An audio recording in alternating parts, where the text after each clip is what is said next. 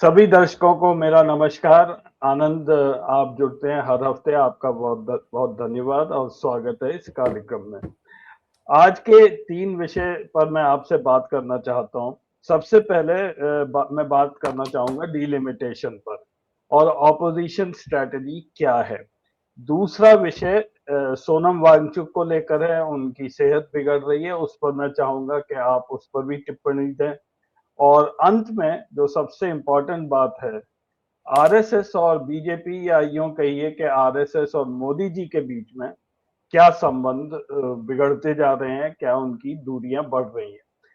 तो सबसे पहले मैं बात करूँगा पहले वाले टॉपिक पे। ये शुरू में जब ये मैंने इसमें कार्यक्रम भी किया था और उस समय मैंने कहा था कि काफ़ी मुश्किल है कि ये लोग जुटा पाएँगे 2/3 मैंडेट लोकसभा में। तो यहाँ टेबल मैंने दिखाया है, 299 एनडीए की स्ट्रेंथ है। आप इसमें बाकी जोड़ दीजिए 20 टीएमसी के रिबेल, 6 शिवसेना यूबीटी उद्धव ठाकरे के रिबेल और अब ऐसा माना जा रहा है कि एनसीपी शरद पवार ग्रुप के भी 8 एमपी इसमें जुड़ गए हैं। तो ये लगभग 333 तक ये ऑलरेडी पहुंच चुके हैं। अगर जो आप जो अफवाहें उड़ रही हैं उसमें ये भी आ रहा है कि हमारे अखिलेश यादव के एसपी वो भी सोच रहे हैं इस बिल को सपोर्ट करने की। तो अगर ऐसा हुआ उनके पास 37 एमपीज हैं फिर तो ये बिल वहां पर पास हो ही जाएगा। और कई बीजेपी के एमपीज या एनडीए के एमपीज हैं, वो पिछले 1-2 दिन से ये बोल रहे हैं कि लोकसभा में ये बिल पास करने में हमें कोई दिक्कत नहीं होगी, हमारे पास मेजॉरिटी जुड़ गई। तो ये वहां पर इस समय क्या खेल चल रहा है, क्या स्थिति है, इस पर चाहूंगा कि आप टिप्पणी करें। आनंद। मैं दो तीन चीजें इसमें करूंगा, लेकिन उससे पहले एक बहुत क्विक अर्थमेटिक कर लीजिए।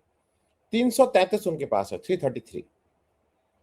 उसमें उसका उसका 1/3 और मतलब अगर टोटल अगर ये 2/3 है तो 1/3 और जोड़ें तो 167 और सीटें जोड़ दीजिए।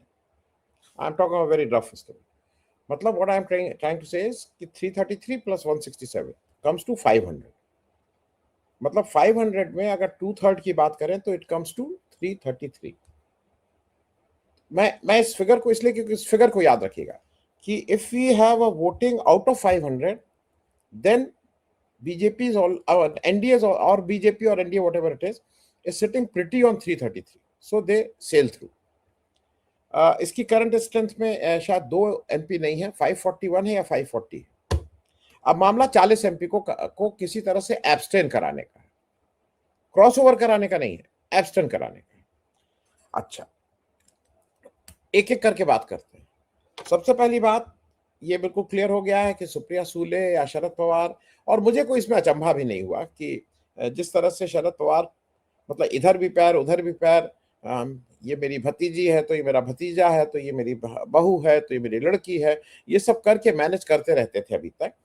भाई अगर आपको याद हो, जब अभी अजीत पवार वाली सीट पे इलेक्शन हुआ तो वहां पे इंडिया की तरफ से कैंडिडेट दिया गया। फिर मार उधर से अपील होने लगी कि भाई वो बहू है इस देश में वो पहली विधवा नहीं थी जिन्होंने इलेक्शन लड़ा। कोई भी अगर राजनेता वो होता है तो इलेक्शन लड़ना इज अ वेरी हार्ड, क्योंकि वो इलेक्शन इज नॉट समथिंग कि आप उनकी संपत्ति ले रहे हैं। तो अगर आप इलेक्शन लड़ रहे हैं तो वहां पे इंडिया गठबंधन को बार बार अपील करके इन्होंने वो छुड़वाया। इंडिया गठबंधन में चूंकि ये था कि भाई अब शरद पवार हैं, महाराष्ट्र है, तो इनको छोड़ दिया जाए। तो मतलब निकालने में ये बहुत सिद्धहस्त है। अब इनको समझ में आ गया है कि पार्टी टूटे इससे अच्छा इस नाम पे शरद पवार बिल्कुल क्लियर है, वो इसका ठीकरा अपने सिर पे नहीं फोड़ना चाह रहे हैं। क्योंकि मेरे ज्यादातर सदस्य उधर जा रहे थे तो फिर मैंने भी सोचा कि उधर चले चले, कुछ इस तरह की चाह उनकी लड़की को मंत्री बनाया जाएगा। अच्छा, वो he is a hard bargainer. वो ऐसा नहीं है कि वो चुपचाप चुपचाप उधर आ जाएंगे और चुपचाप बैठे रहेंगे। सुप्रिया सुले केंद्र में मंत्री बन जाएंगी। तो दैट पार्ट इज फिनिश्ड। देश की जो पहली 5 पार्टी थी, पहली 5, उसमें सबसे पहले बीजेपी थी 240, कांग्रेस थी उस समय 99, अब 100, फिर समाजवादी पार्टी 37, फिर टीएमसी 28, 29, एंड फिर थी डीएमके 20-22।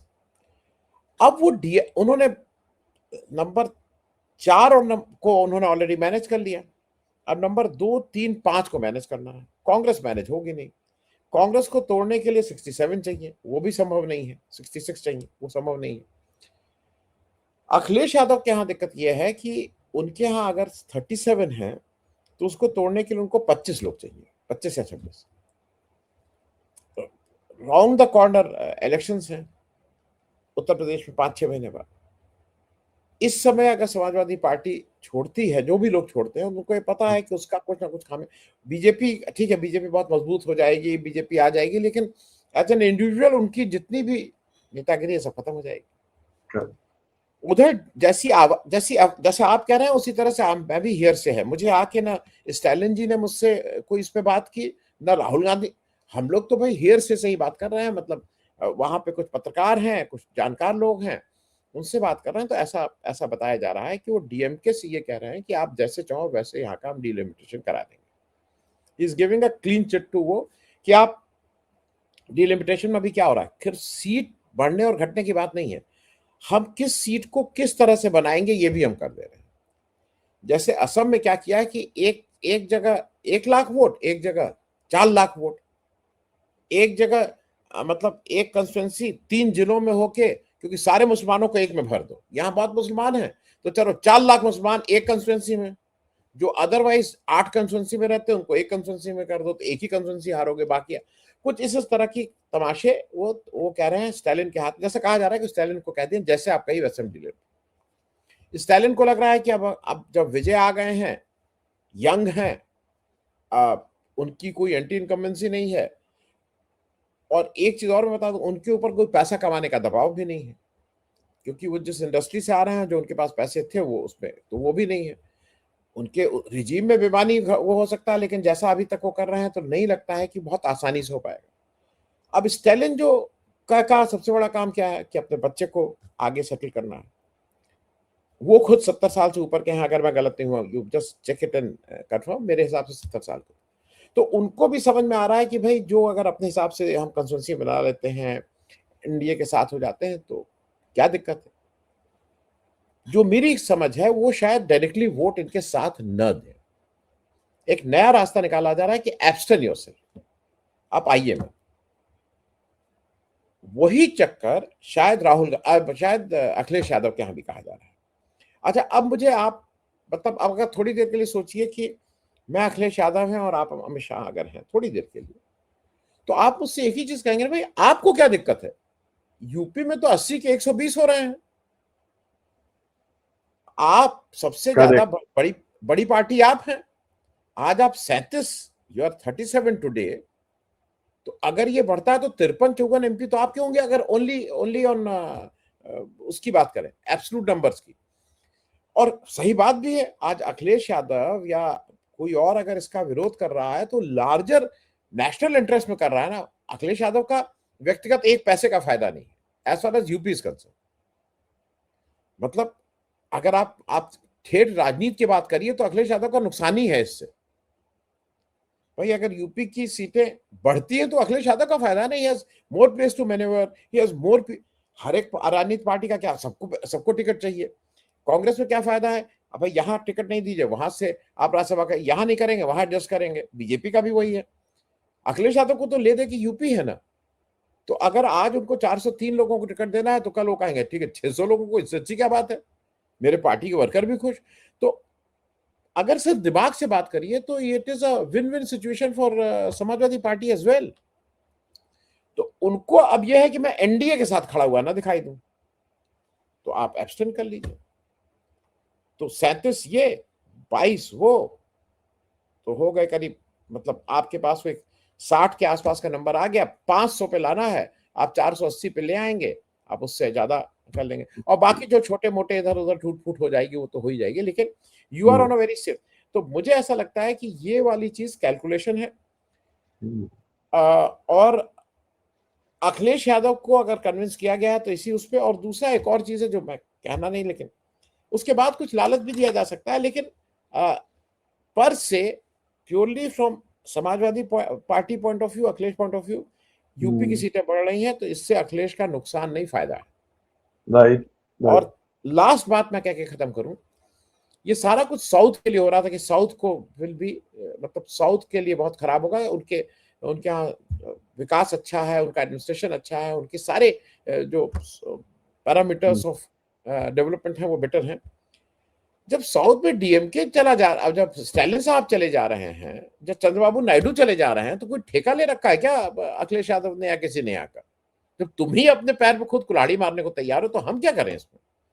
तो इस हिसाब से मुझे ऐसा लगता है कि ये डिलिमिटेशन अब इज अ फॉरगॉन कंक्लूजन। अब लार्जर भारत का क्या स्वरूप होगा वो एक अलग किसी बात है, लेकिन डिलिमिटेशन तो सेल थ्रू हो जाएगा और अकेले कांग्रेस अकेले खड़ी हुई दिखाई देगी। और कांग्रेस को केरल में कभी जाके, अरे केरल में नहीं लेकिन कहीं और जाके जवाब देना होगा कि आप जब ये हो रहा था तो आपने क्या किया क्या नहीं किया। खैर, जी it is a foregone conclusion. Right Ajay. Right, आपने सही कहा कि साउथ में क्या होगा ये तो आने वाला वक्त बताएगा, क्योंकि 50 ऐसा बोला जा रहा है कि 50% सीट्स हर स्टेट की बढ़ जाएंगी, तो उस हिसाब से साउथ का शेयर कम हो जाएगा और मेरे ख्याल से 2/3 मेजोरिटी भी नॉर्थ इंडियन स्टेट से आ जाएगी। तो south would become totally irrelevant as far as Lok Sabha is concerned. अब मैं दूसरे विषय पर आता हूँ। हमारे सोनम वांगचुक जी 19 दिन से वो भूख हड़ताल पर है। अच्छा, उनकी वो जिस पार्टी को सपोर्ट कर रहे हैं, कांग्रेस, कॉकरोच जनता पार्टी, उसमें कोई ऐसा मेरे को एंथुजियाज्म नजर नहीं आता। मतलब वहां पे कोई एक आदमी कोई आके बोल देता है, कोई नॉन नॉन फेस आ जाता है। Compare this with what happened when Anna Hazare was on fast. वहां पे दिन रात प्रेस होती थी और जमघट होता था पर्सनालिटीज का, हर घंटे में बुलेटिन जारी होता था। यहाँ पे ऐसा कुछ भी नहीं है। तो सोनम वांगचुक किसके लिए लड़ रहे हैं और ये फाइट क्या है? मतलब मोदी जी को फर्क नहीं पड़ता है, अगर कल को सोनम वांगचुक नहीं भी रहे तो मोदी जी तो यही कहेंगे मेरे लिए थोड़ी वो लड़ रहे थे। तो मतलब मेरे हिसाब से सोनम वांगचुक गलत जगह फंस गए हैं, क्योंकि उनका जो सपोर्ट आना चाहिए सीजेपी से वो उन्हें नहीं मिल रहा है। आनंद। ये अजय, मेरे पास कोई प्रूफ नहीं है, लेकिन जो सर्कमस्टेंसेस हैं हम लोग उसी को बात कर सकते हैं। आई विल ओनली से कि well played BJP, I will only say well played BJP. और क्यों कह रहा हूं ये बताता हूं। मतलब मैं वो व्यक्तिगत बात हो जाएगी, इसलिए उसको उससे थोड़ा अपने को कोशिश कर रहा हूं किनारे रखूं। पहली चीज, इस कॉकरोच जनता पार्टी इन्होंने अपना नाम रखा था और एक तरफ कहते हैं कि नहीं नहीं हमारा इलेक्शन से कोई मतलब नहीं, राजनीति से कोई मतलब नहीं, अभिजीत दिपके। तो आपने इसका नाम पार्टी क्यों रख दिया था? आप कोई मंच रखते, कोई कुछ रखते, भाई ये कॉकरोच जनता मंच हो सकता था, विद्यार्थी पर कॉकरोच विद्यार्थी संघ हो सकता था। आप जब पार्टी रख रहे हैं तो आपका दिमाग बिल्कुल क्लियर है कि आपको करना क्या है। मैं इसलिए इस बात को कह रहा हूं कि आप पहले दिन से क्लियर है। दूसरा, आपके साथ जितने आपके लोग आ रहे हैं, जो आपके साथ खड़े हैं, आपने खुद ही कहा वो सारे आम आदमी पार्टी के पुराने लोग।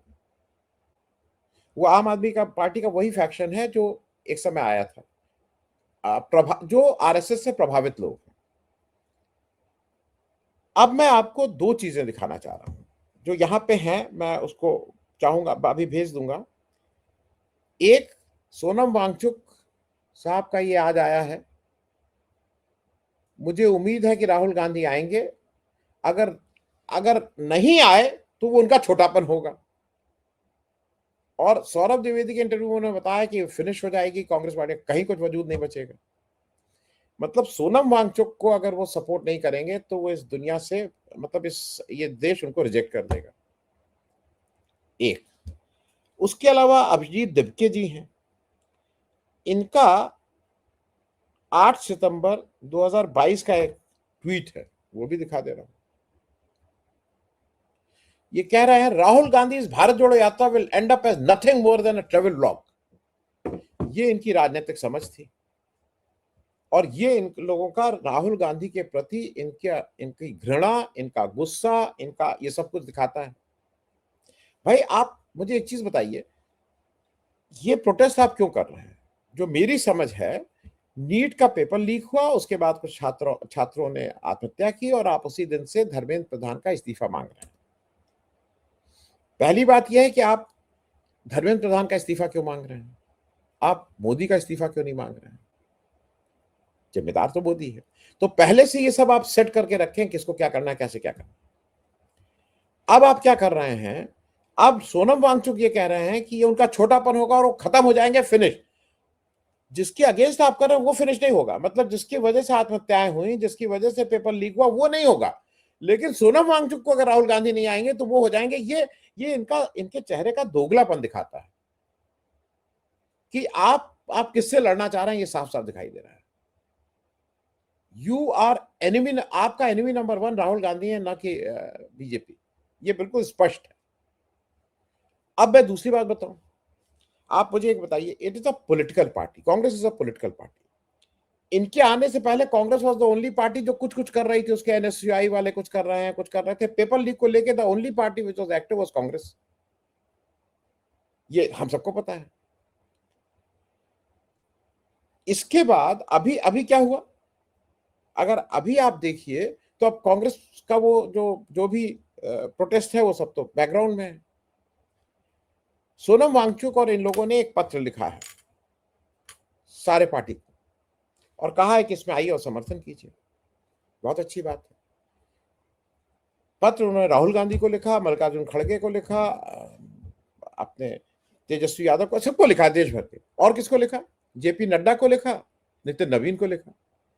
अब आप इतने सयाने नहीं हो सकते हैं। और उत्तर प्रदेश की खराब कहावत है, मैं पूरी नहीं कहूंगा, कि सयाना कौवा कुछ खाता है। इतने सयाने नहीं हो सकते हो भाई तुम। आप सारी पार्टीज को, भाई यू हैव टू मेक, आप अगर आज आज अनशन कर रहे हैं, एक अपना आंदोलन चला रहे हैं, तो आपको क्लियर होना चाहिए कि आप किस तरफ खड़े हैं।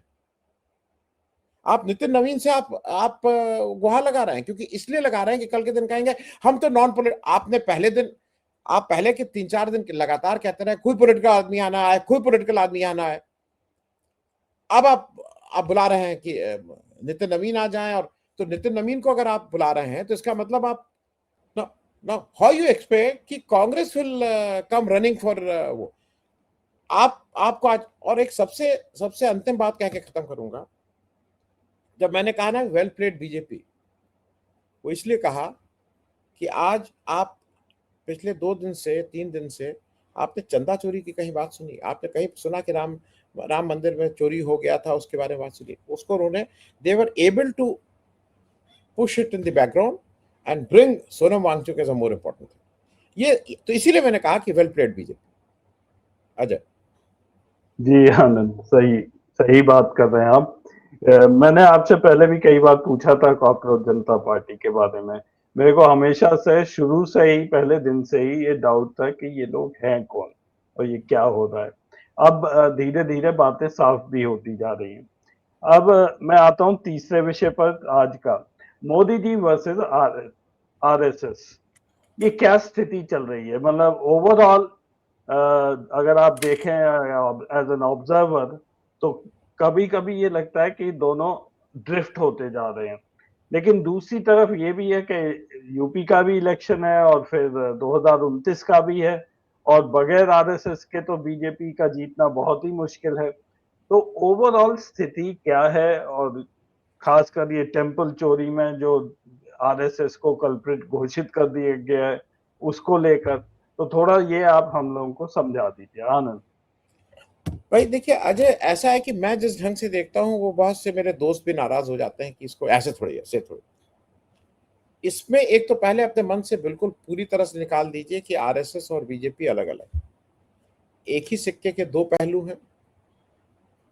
एक ही जान है, दिखाने के लिए दो शरीर हैं, लेकिन दो शरीर नहीं, एक ही जान एक ही शरीर है। और अगर वैसे बोले तो एक ही थैली के चट्टे बट्टे हैं। ये कोई वो नहीं। अब मैं एक एक करके समझाता हूँ। ये जरूर है कि आज मोदी जी का कद बहुत बड़ा हो गया है। तो मोदी जी, अच्छा ये तो किसी भी घर में होता है। अगर एक घर में जब कोई एकदम से कोई, अगर 4-6-10 लोगों की फैमिली है, जॉइंट फैमिली है, उसमें कोई एकदम से कमाने वाला निकल जाए, खूब पैसा लाने लगे, तो उसका कद तो बड़ा हो ही जाता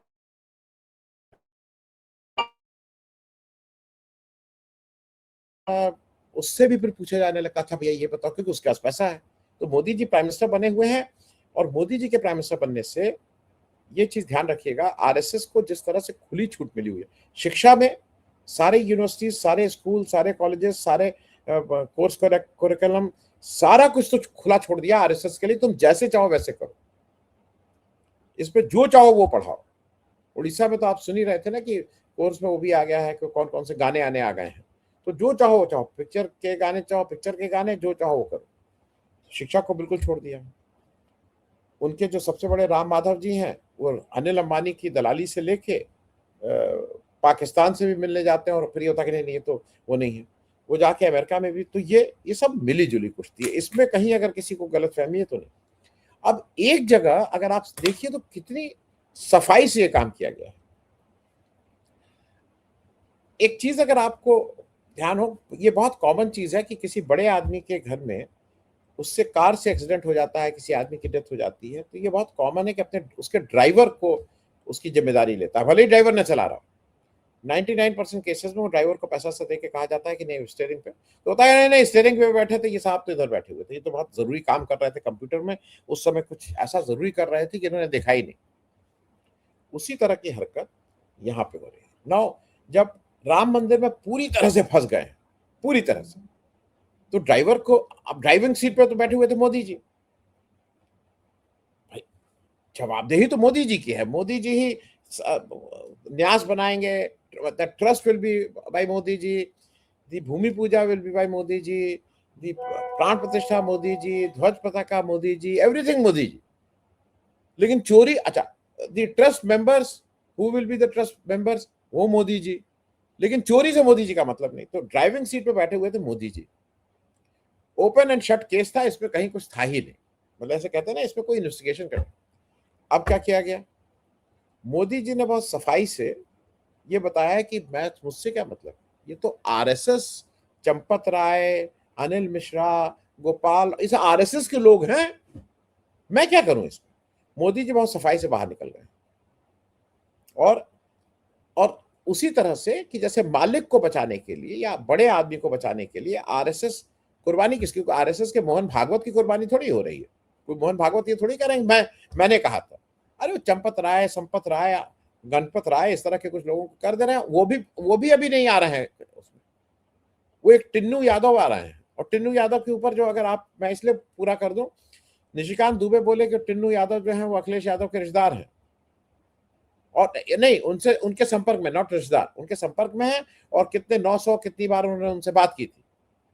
अखिलेश यादव ने उसका जवाब अच्छा दिया, उन्होंने कहा जितने यादव वो मेरे रिश्तेदार हैं, तो जितने मोदी हैं, और फिर उन्होंने कहा जितना पैसा लेके इस देश का भागे हैं, वो एक बड़े, उन्होंने नाम नहीं लिया क्योंकि उसी नाम लेने पे राहुल गांधी की सदस्यता चली गई। उन्होंने कहा एक बड़े आदमी के हुए हैं, तो सारे मोदी फिर वही हो गए, चोर हैं, कुछ इस तरह की बात उन्होंने कही। मेरा कहना यह है कि ये आरएसएस और इन्होंने बीच में बहुत वेरी वेल मैनेज कि भाई हम इस तरह से करेंगे। और इसके अब जो आप कह रहे हैं ना, फॉरेन पॉलिसी विदाउट आरएसएस, जो आपने सही, पावर सेंट्रलाइज कहीं कुछ नहीं, दोनों लोग जब राम मंदिर की पूजा हो रही थी तो वहां केवल 2 लोग उस पूजा में बैठे थे, नरेंद्र मोदी और मोहन भागवत, अगर आपको याद हो, सारी पूजा। अब आप कह रहे हैं फॉरेन पॉलिसी विदाउट आरएसएस। अरे भाई इजराइल के साथ तो सबसे बड़ा आरएसएस, अगर एक किसी देश को अपना रोल मॉडल मानता है वो इजराइल है, तो इससे बड़ा और क्या होगा। मैं सिर्फ इसलिए कह रहा हूं कि ये सारी चीजें मिली जुली हैं, कोई अलग नहीं है। ये लोगों को मैसेज देने के लिए, बेवकूफ बनाने के लिए होता है। देखिए आरएसएस ने हाथ खींच लिया इसलिए ये हुआ, आरएसएस ने कर लिया इसलिए ये हुआ, ये सब कुछ नहीं है। ये पूरी तरह से आरएसएस और बीजेपी में फर्क करना, अपने को बेवकूफ बनाना है, कहीं कोई फर्क नहीं है। मोदी जी को बचाने के लिए आरएसएस के कुछ लोगों को कहा जा रहा है कि इन लोग थे, हालांकि उनको गिरफ्तार किसी को नहीं किया गया, जब वो थे तो उनको गिरफ्तार होना चाहिए, लेकिन वो सब कुछ नहीं। तो मेरे ख्याल में देयर इज नो, ये कोई आपस में तनाव नहीं है, ये सेल्फ जनरेटेड ये है कि जिससे इधर का और उधर का दोनों तरफ blow hot blow cold, good cop bad cop की तरह अपना खेलते रहो और जनता को बेवकूफ बनाते रहो। अजय चलिए, thank you so much Anand, this is a new perspective जो आपने रखा है। नहीं तो जो स्ट्रीट टॉक होती है वो बहुत अलग से होती है। वो हमेशा यही है कि मोदी जी अलग हो गए और आरएसएस अलग हो गया। चलिए फिर हम अगले हफ्ते फिर मिलेंगे कुछ नए टॉपिक लेकर। थैंक यू सो मच इस हफ्ते जुड़ने के लिए। नमस्ते।